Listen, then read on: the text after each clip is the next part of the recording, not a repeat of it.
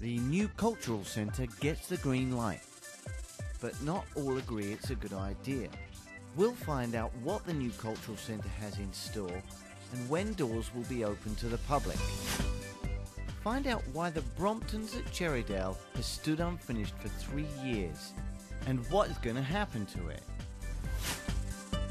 And we'll also discover the neighbourhood conservation programme that allows residents to decide how to spend money in their neighbourhoods.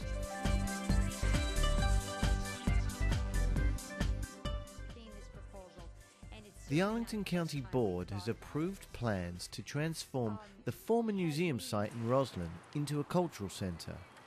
The centre is expected to bring more evening and weekend activity into Roslyn. The County Board meeting was filled with a majority of supporters for the recommendation. If you build it, they will come. But there were those who opposed. If the county were to cash out the lease arrangement, they would receive $10 million for the value of the public benefits. Now, if we pass on this luxury, we get $10 million. This money can be used to restore the vital services that you cut from the current budget. The question that has come up time and again is, gee, if you cashed out that lease arrangement and took the $10 million, you could do so many other things with it. I have to say that that just is not true.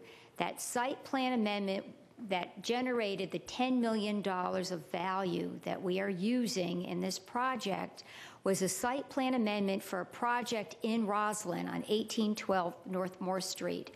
And the public benefit was intended to be used in Roslyn.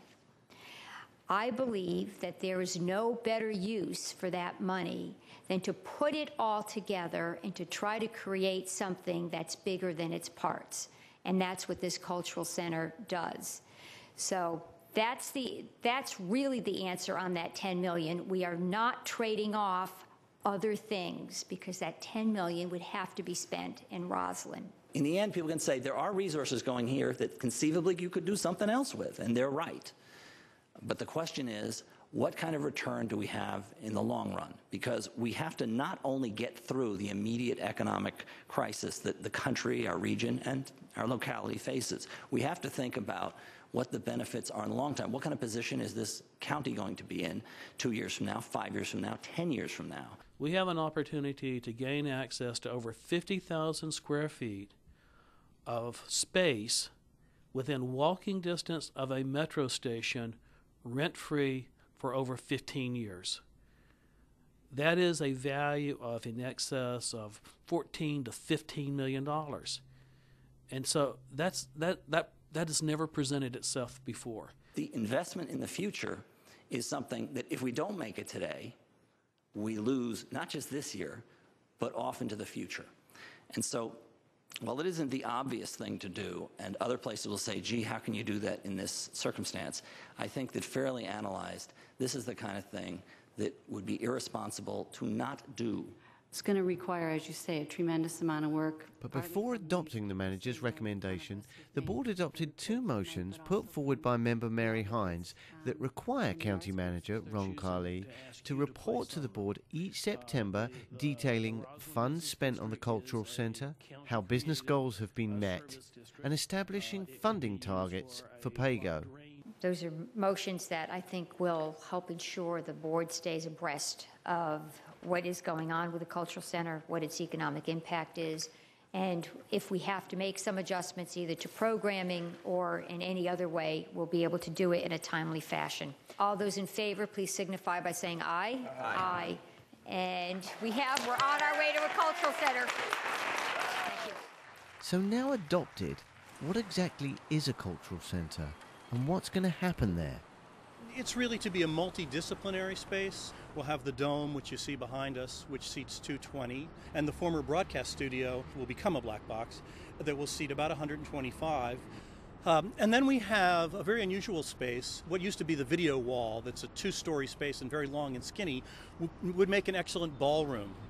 And it's also a space that can be used as a gathering space for our heritage arts groups, and we'll use it for rentals as well as cabaret and such. Upstairs, the whole ellipse program, which was over in Ballston, will be moving, and we'll be adding an expanded arts education space.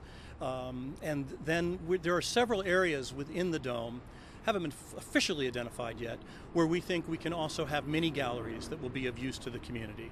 And then we'll have a couple of our theater companies who will be in residence here, Cinetic Theater, which is one of the most imaginative companies around, as well as Washington Shakespeare Company, which has been in the county since 1990, one of the original incubator groups.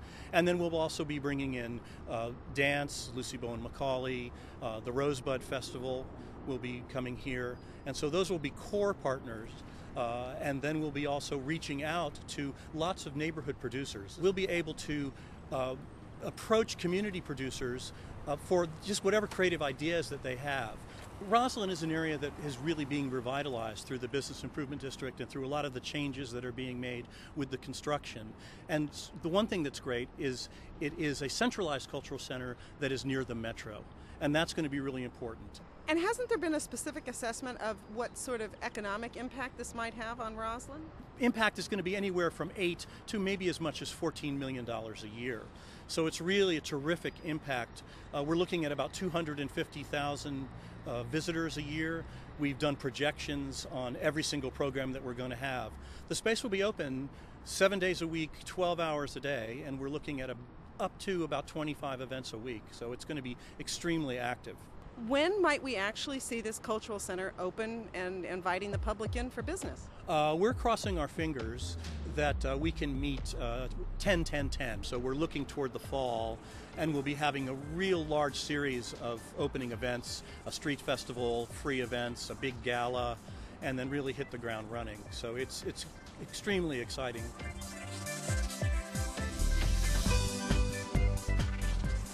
If you've ever driven along Lee Highway in the Cherrydale neighbourhood in the last 3 years, you've probably noticed an unfinished building which is part of the Bromptons at Cherrydale development. Well, the Arlington County Board have reached a court settlement with the property owner, the Ed Pete Company. We asked Arlington County Board Chair Barbara Favola to shed some light on the situation. The Bromptons is actually in a key lot in our Cherrydale neighborhood.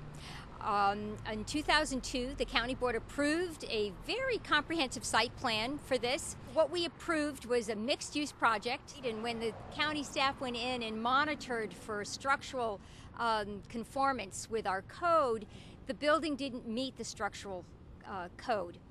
And it took us a little while to determine that the problem was so severe that the building, essentially, you'd have to start from scratch again. So once we determined that, it appeared to be a very big price tag for the developer.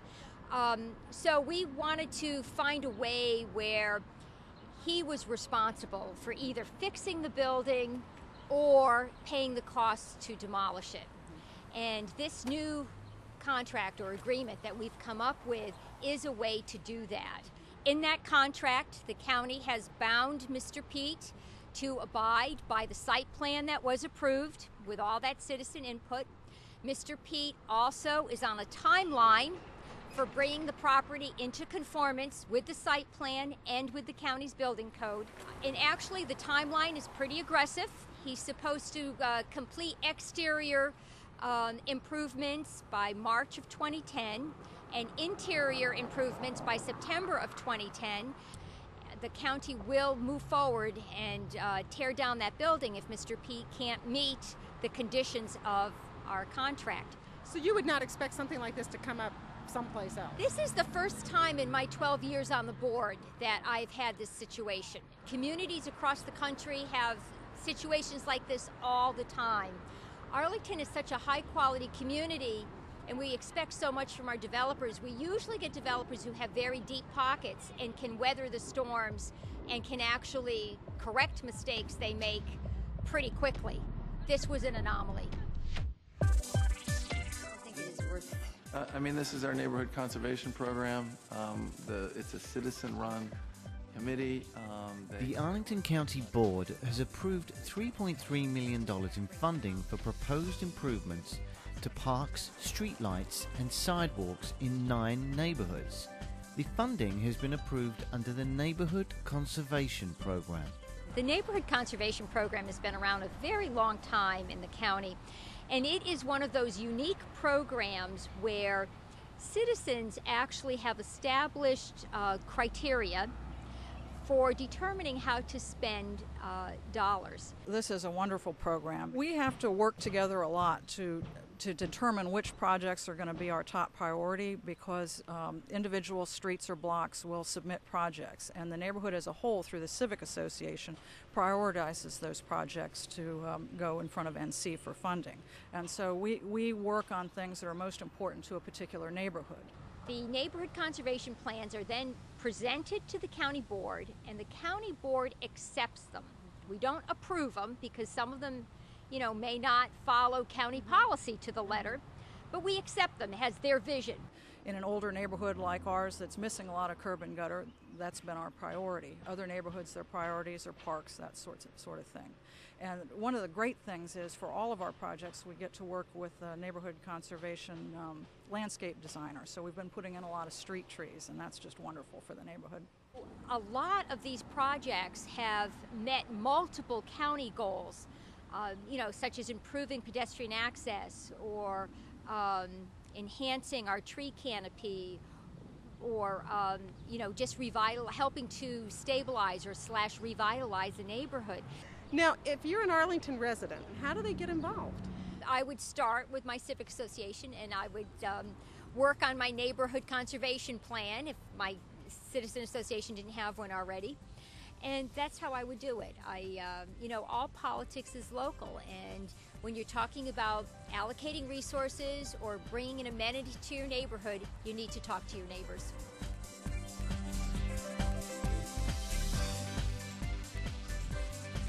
For more news, or to find out more of the stories you've already seen, visit our website at www.arlingtonva.us. Thanks for watching, and join us next time on NewsMakers.